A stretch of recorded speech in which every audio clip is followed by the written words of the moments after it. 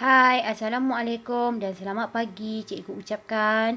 Okey, bertemu kembali kita dalam kelas kemahiran asas vocational, asas jahitan, KSSM Pendidikan Khas tingkatan 1 bagi kelas Sutera Merah bersama dengan saya Cikgu Kusma. Okey, ni ada sedikit video yang cikgu sediakan. Cikgu nak awak tonton dan cuba fikir apakah pembelajaran kita pada hari ini.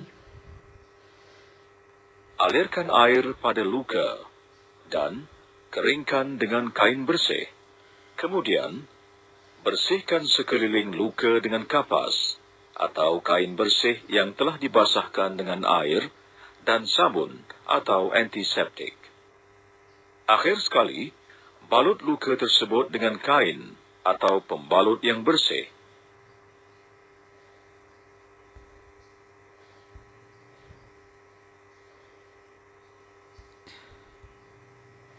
Okey, cikgu percaya awak dapat mengagak apakah pembelajaran kita pada hari ini setelah awak lihat video yang cikgu sediakan tadi. Okey, apakah topik kita pada hari ini? Masih lagi dalam standard kandungan 1.0 iaitu pengurusan bengkel jahitan. Okey, di mana topik kita pada hari ini adalah 1.3 mengenal pasti rawatan asas pertolongan cemas, iaitu langkah rawatan asas pertolongan cemas. Okey, di akhir pembelajaran cikgu harapkan awak dapat menyatakan kegunaan sekurang-kurangnya 3 alatan dan ubat-ubatan rawatan asas pertolongan cemas dan juga dapat menyenaraikan langkah rawatan asas pertolongan cemas. Okey. Okey, ni cikgu nak nak ulang balik topik kita pada minggu lepas berkenaan dengan alatan dan juga ubat-ubatan rawatan asas pertolongan cemas. Okey, mari kita lihat apakah alatan yang digunakan dalam rawatan asas pertolongan cemas. Okey, kita tengok kat situ ada gunting, putik kapas, kain pembalut, kain andor, kapas, kain kasa dan juga tweezer. Okey. Manakala ubat-ubatan bagi rawatan asas pertolongan cemas ialah minyak panas, krim antiseptik, larutan Flavin, larutan antiseptik dan juga penampal luka. Cikgu yakin awak mesti dah ingat balik apakah pembelajaran kita pada pada minggu lepas berkenaan dengan alatan asas pertolongan cemas dan juga ubat-ubatan. Okey. Kita pergi pembelajaran kita pada hari ini berkenaan dengan kegunaan alatan dan ubat-ubatan yang kita pelajari pada minggu lepas. Okey, apakah kegunaan alatan dan ubat-ubatan tersebut? Okey, yang pertama gunting. Apakah fungsi gunting? Untuk memotong kain pembalut. Kain pembalut tu biasanya panjang.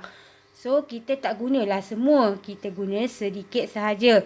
So, kita perlu gunting. Yang balance tu kita simpan. Okey, yang kedua adalah putik kapas. Okey, putik kapas ni biasanya digunakan bersama cecair. Okey, biasanya kalau luka, kita akan bersihkan luka tersebut sama ada dengan kapas ataupun putik kapas. Kemudian kita nak sapu krim antiseptik ataupun larutan Flavin, kita mesti guna putik kapas ni untuk sapu dekat bahagian luka tersebut. Okey, yang seterusnya adalah kain pembalut. Ni macam cikgu cakap tadi, kain pembalut ni panjang. Kita tak guna ke semua. So, fungsi kain balut ni adalah untuk membalut anggota yang patah dan juga terseliuh.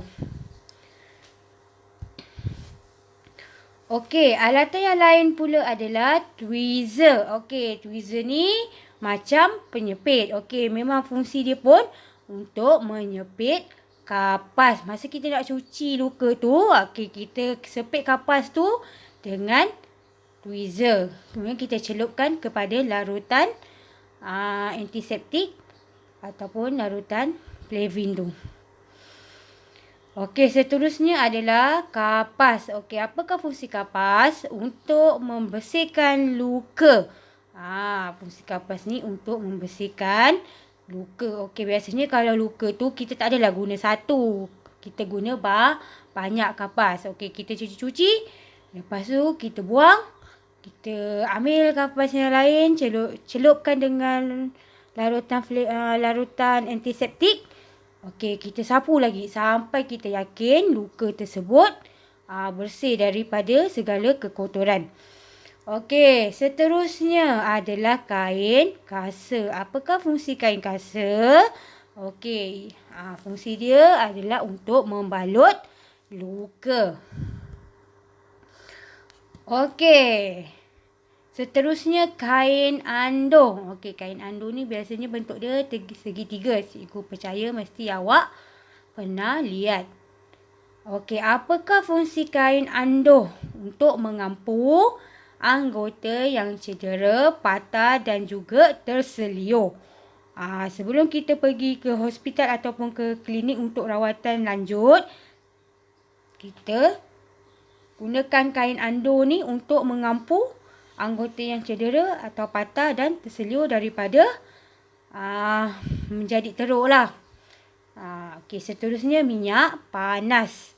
Apakah fungsi minyak panas ni? Untuk melegakan kesakitan ringan seperti gigitan serangga ataupun kalau kita sakit perut ke atau kena bengkak ke, kita sapu minyak panas. Okey, seterusnya adalah penampal luka. Penampal luka ni fungsi dia untuk membalut luka kecil. Kalau luka besar tu tak boleh lah, dia kecil je. Okey, seterusnya krim antiseptik. Okey, kita sapu krim ni untuk membasmi kuman. Okey, seterusnya larutan Flavin. Larutan Flavin ni untuk merawat luka. Biasanya larutan Flavin ni warna kuning ataupun warna ungu tu. Lepas kita dah bersihkan, kita letaklah ni Flavin ni. Okey, seterusnya larutan antiseptik. Dia fungsi dia untuk membersihkan luka. So, luka kita tu perlu dibersihkan supaya kuman tu tak merebak. Kemudian kita sapukan dengan krim antiseptik dan juga larutan Flavin. Okey, sekarang kita masuk tajuk yang seterusnya iaitu langkah rawatan asas pertolongan cemas. Okey, apa ni ya? Cikgu rasa ini merupakan bahan-bahan yang diperlukan. Okey, apakah bahan-bahan yang diperlukan? Okey, kita nampak kat situ ada putik kapas, kita ada larutan antiseptik, kita ada penampal luka dan juga larutan Flavin.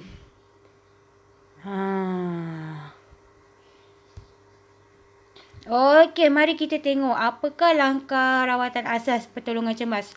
Langkah yang pertama, membersihkan luka dengan larutan antiseptik. Okey, luka tu mesti dibersihkan. Kenapa? Supaya kuman tak merebak.